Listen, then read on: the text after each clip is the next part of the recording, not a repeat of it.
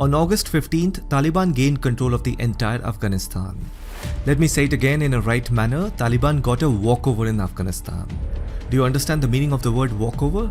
It means an easy victory that is won very easily by one side. They did not fight with the Afghan army, and neither the Afghan forces fought with them. Within months of US announcement to withdraw troops, Taliban has seized the entire country. If you remember, Taliban was created by the Pakistani army and ISI in 1996 for controlling Afghanistan. Afghanistan was under control of the Taliban from 1996 to 2001, and then 9/11 happened. After that, United States declared war on terrorism, and they invaded Afghanistan. That is how Taliban as a group became weak. And now when the United States has left, Taliban as a group has become more stronger. That means US did not finish Taliban completely. That also means Taliban is not just a group consisting of some thousands of people. It is a mentality, it is an ideology. See, you have to understand this. It's very simple. Talibani people don't have any identity card or something that says so and so is a member of the Taliban group. An ordinary farmer or a shopkeeper, after finishing their day jobs, they switch from ordinary citizen to a Talibani fighter. In simple words, if you don't see a weapon, you will not know who are the Talibanis. So it is a mentality for establishing Islamic State. Ideologies and mentalities are tough to be defeated. You can neutralize perpetrators, but it is difficult to defeat ideologies and mentalities. That is why after 20 years, Taliban was able to seize Afghanistan. Now the question is whether Taliban is good or bad. Well, it depends. As per modern civilization who believe in democracy, for them Taliban is a nightmare. For those who want Sharia, Jihad, radicalism, for them Taliban is hero. There is a clear gap, one can easily see that. Now many of my Muslim viewers might say, you don't understand Islam, you don't know the real meaning of Sharia, Jihad, etc. And they even say that these Talibani people are not real Islam followers. Then where are those good Muslims of greater consciousness? Why isn't anyone saying anything to these Talibanis? You can clearly see the pictures and videos coming from Afghanistan. The Afghan people are in distress. They don't know about their future.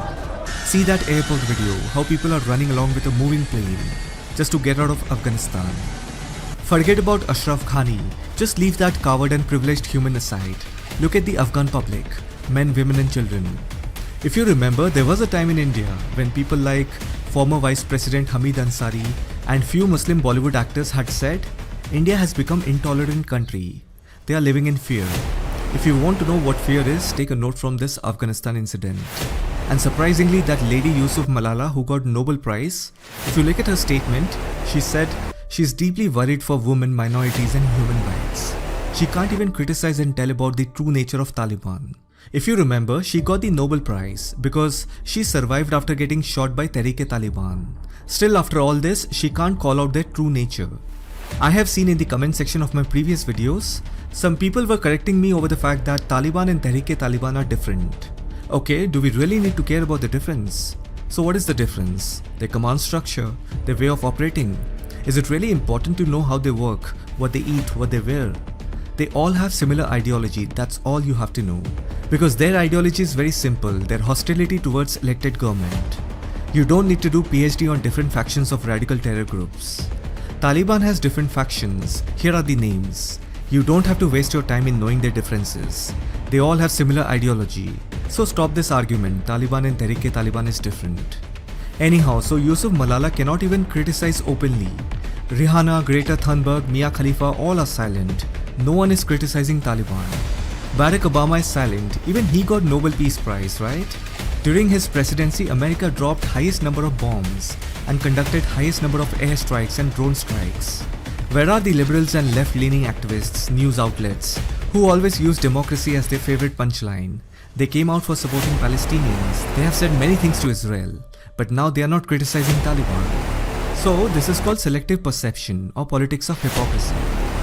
Now the Indian government has sent the Air Force in bringing Afghan Hindus and Sikh communities. Indian Air Force has landed in Jamnagar with Afghan refugees. They have been welcomed with garlands. If you see, this is what CAA is all about. It is to grant citizenship to religious minorities of Afghanistan, Pakistan and Bangladesh who are facing persecutions. People don't realize until something terrible happens. Last year, that entire anti-CAA protest was a fraud. Anyhow, Indian government has said openly about helping Afghan Hindu and Sikh communities. Similarly, let's hope Iran will welcome Shia Afghan refugees and Pakistan will welcome Sunni Afghan refugees. US Air Force has also carried around 700 Afghanis from Kabul to Qatar. These people have left everything behind, their land, their businesses, their earnings, everything. Unfortunately for Afghan Hindu and Sikh communities, there's only one country where they can go and feel safe, and that is India. Whereas for Muslims, there are 50 Muslim majority nations. Plus, India doesn't have direct border with Afghanistan. If today India had the POK region, then it was possible to access Afghanistan. I was looking at the pictures how the Talibanis are sitting on governor's chair or maybe some public office and taking pictures. This looks cool, right? You got the position without clearing any exam. Just saying.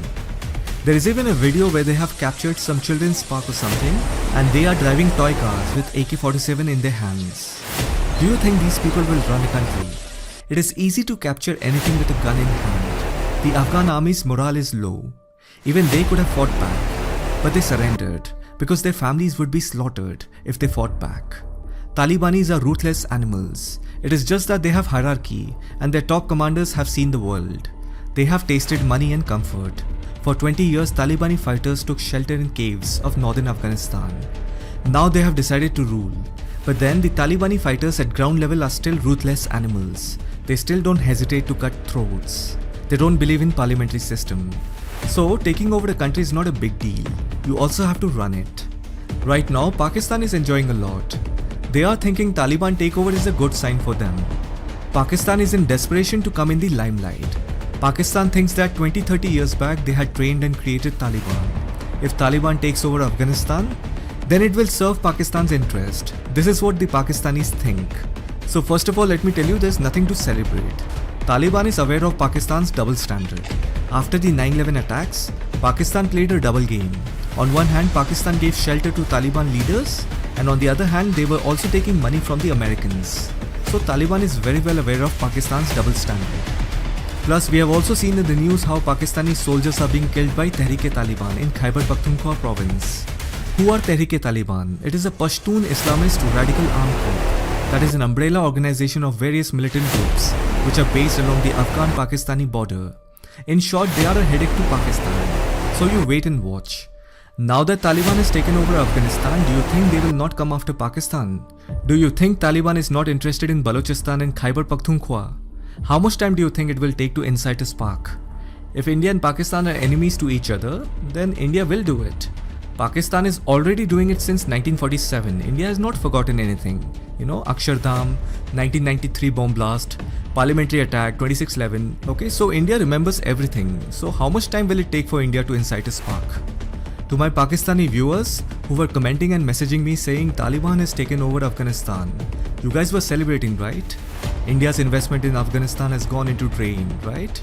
You guys were very happy that India's investment has gone into drain. That is your level of hatred towards India. Well, let me remind you, whatever India has invested in Afghanistan, it is peanuts for India. Plus, India gave it as an aid, or you can say charity. India never expected anything in return. These are the Indian projects in Afghanistan. Take a look at them carefully. These are humanitarian aid. This is not to earn profit. On the other hand, look at your CPEC. It is a Chinese investment where they are expecting returns. You have to pay the Chinese back. It is not free. There's a difference between aid and loan. If you don't pay the Chinese back, they will make you slave. Plus, the Chinese are communist. They don't believe in God. So don't consider this as zakat. So Pakistanis were celebrating that Taliban has taken over Afghanistan and India's investment has gone into drain. Pakistan's Prime Minister Imran Khan has openly said 70,000 Pakistanis have died in the aftermath of the US war in Afghanistan, even when Pakistan had nothing to do with it. So ultimately, Taliban killed 70,000 Pakistani citizens. That's a fact. So there is nothing for Pakistan to celebrate. Today's Taliban is no longer the same 1996 Taliban. Now that Taliban has taken over Afghanistan, they will also target border areas in Pakistan's Balochistan and Khyber Pakhtunkhwa province. Baloch nationalism is another issue for Pakistanis. Plus the kind of tortures that the Pakistani army has done on Pashtuns and Baloch people, they have persecuted them for decades. Do you think the Taliban doesn't know this? So there is no question of Pakistan-Taliban reunion. Islamic religion card will not work for the Pakistani establishment. Taliban very well knows that the Pakistani establishment does not care about religion. In fact, if you look at the names of Pakistani missiles, Gauri, Ghaznavi, who are these people? They were Afghans. Just like that, Pakistan named their missiles after Afghan rulers. So it is only a matter of time. Pakistan is celebrating right now, right? So it is just a matter of time. This whole Taliban takeover will soon spill over to Pakistan. And one last point. So what, Taliban has taken over Afghanistan? Who's going to recognize them? Do you think Pakistan can recognize them? The moment Pakistan recognizes the Taliban regime, they will go into the blacklist of FATF. Do you think US, UK, France, Russia will recognize Taliban regime? China may do it. That will be interesting to see if China does it. Plus, the United Nations Security Council under presidency of India for the August month, they have clearly said it. There will be zero tolerance to terrorism in all of its form and manifestation. And if at all Afghan soil will be used by terrorist groups to threaten or attack any other country, then UN will interfere. Now, do you think Taliban, which has now got an opportunity to start fresh, will screw its own happiness? Or do you think Pakistan, which already is in grey list of FATF, can influence Taliban? Do you think Taliban would like to join hands with Pakistan? So please keep in mind that although the Afghanistan situation has changed dramatically in a week, but it has been properly contained by the international community. If Taliban takes one wrong step, the UN forces will step in. Even that way, the war will spill over in Pakistan, and Pakistan cannot afford it. They are economically poor. So even Taliban doesn't want to fight with the UN forces. Plus, it will also not fall into the traps of Pakistan. If Taliban wants to grow like Saudi, Qatar or any other successful Islamic republic, then they have to improve their image. So Taliban has nothing to gain from Pakistan. It is a second life chance for Taliban.